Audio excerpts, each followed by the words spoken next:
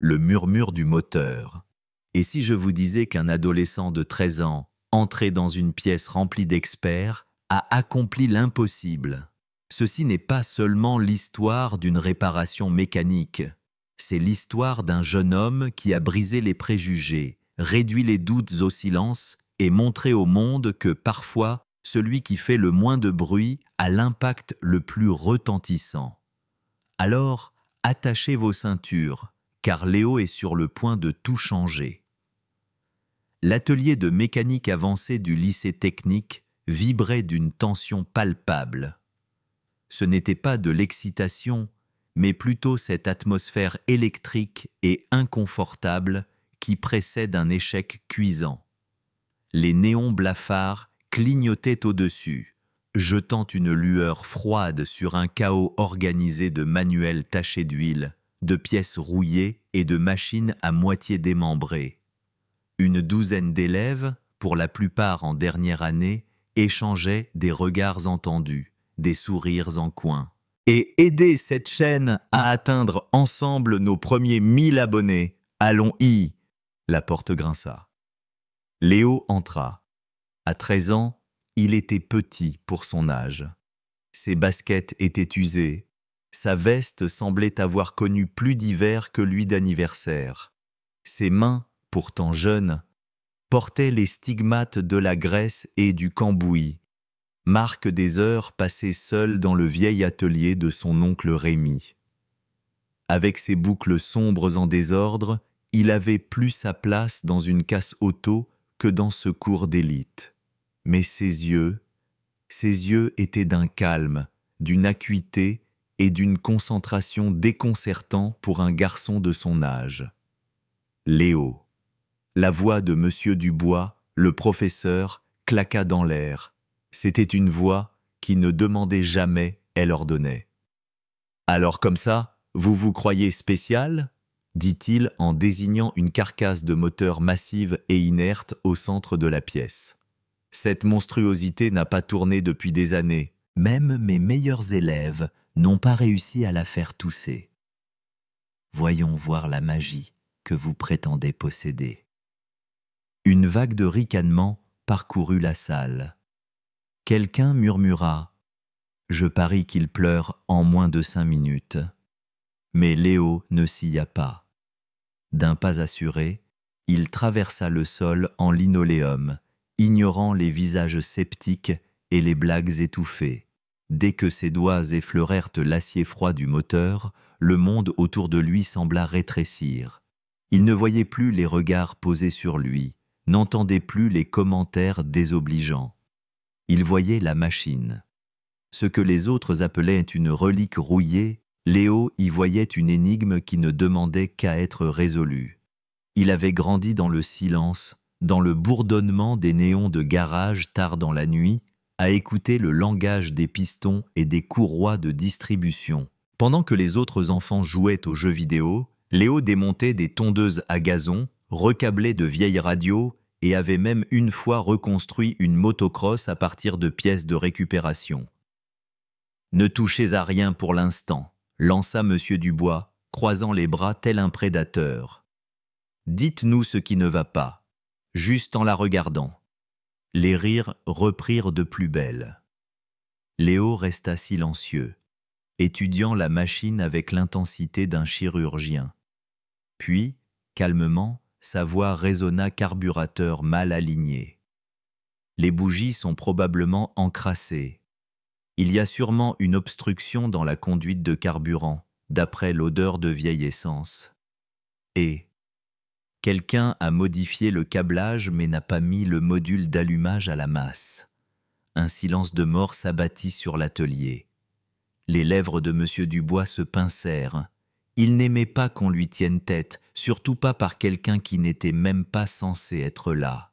« Très bien, dit-il après un temps, vous avez 10 minutes. » Léo hocha la tête et s'agenouilla. Ce qui suivit ne fut pas spectaculaire, mais c'était de l'art. Il bougeait avec une efficacité tranquille, sans précipitation ni hésitation.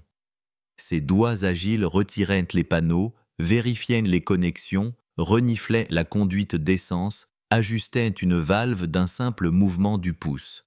La foule observait, certains amusés, d'autres glissant lentement vers la curiosité.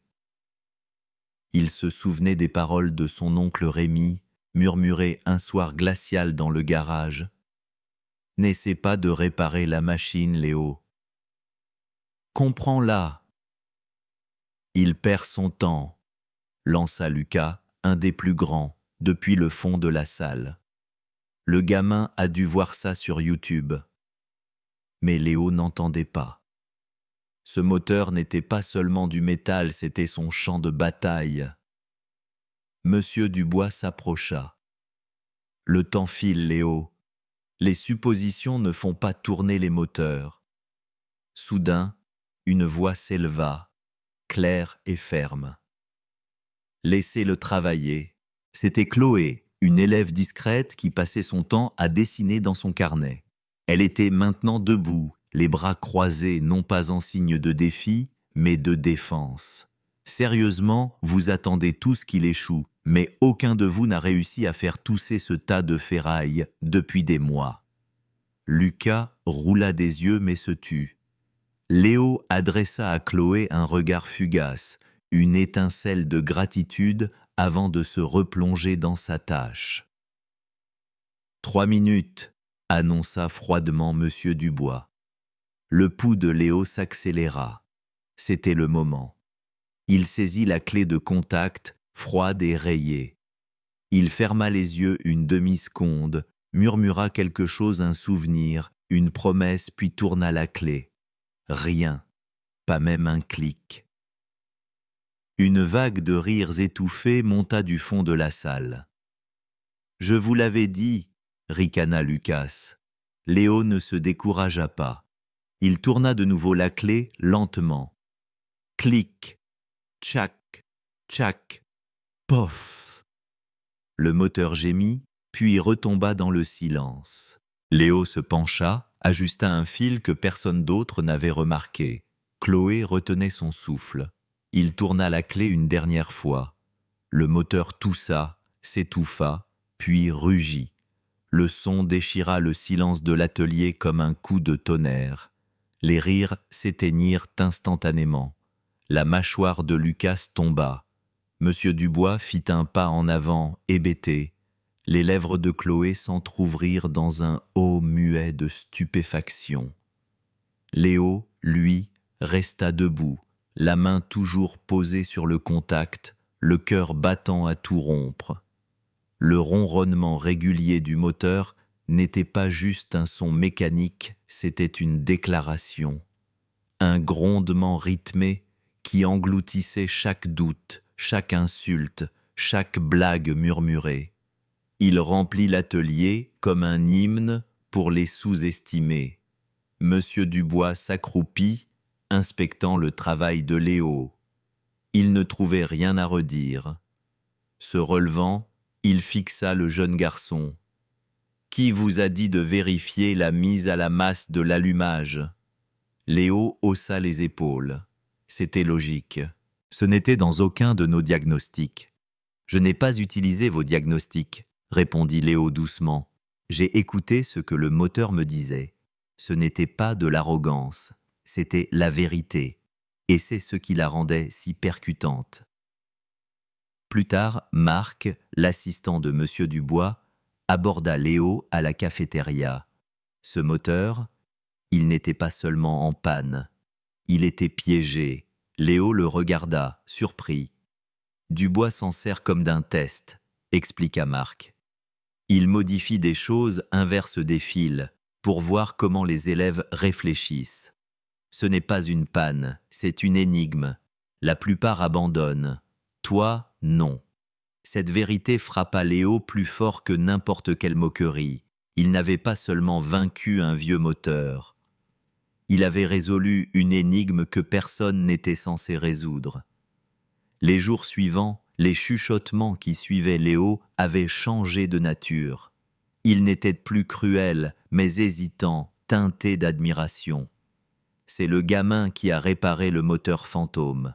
J'ai entendu dire que Dubois lui a proposé un mentorat. Le dernier jour du semestre, un défi final fut lancé. Chaque élève devait faire revivre un moteur tiré d'une casse. Léo hérita d'un vieux moteur diesel agricole que personne ne reconnaissait. Il y travailla en silence, démantelant, nettoyant, écoutant l'histoire que chaque pièce lui racontait. Le jour J, quand M. Dubois cria « Léo, à vous », tous les regards se tournèrent. Léo s'approcha, tira le levier de démarrage. Une seconde de silence, puis un grondement sourd et puissant. Le moteur diesel trembla, cracha une fumée noire, puis se cala sur un rythme profond et régulier qui vibrait dans la poitrine de chacun. La salle explosa, non pas de rire, mais d'applaudissements. Même M. Dubois frappa dans ses mains, une fois, un geste ferme et sincère. Ce soir-là, dans le garage, Léo ne toucha à aucun outil.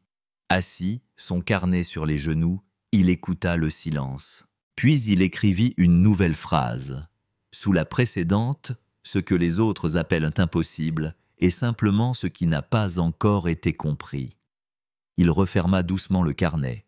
Il savait, sans l'ombre d'un doute, que ce n'était que le début. Pas seulement pour réparer des machines, mais pour réécrire les limites du possible.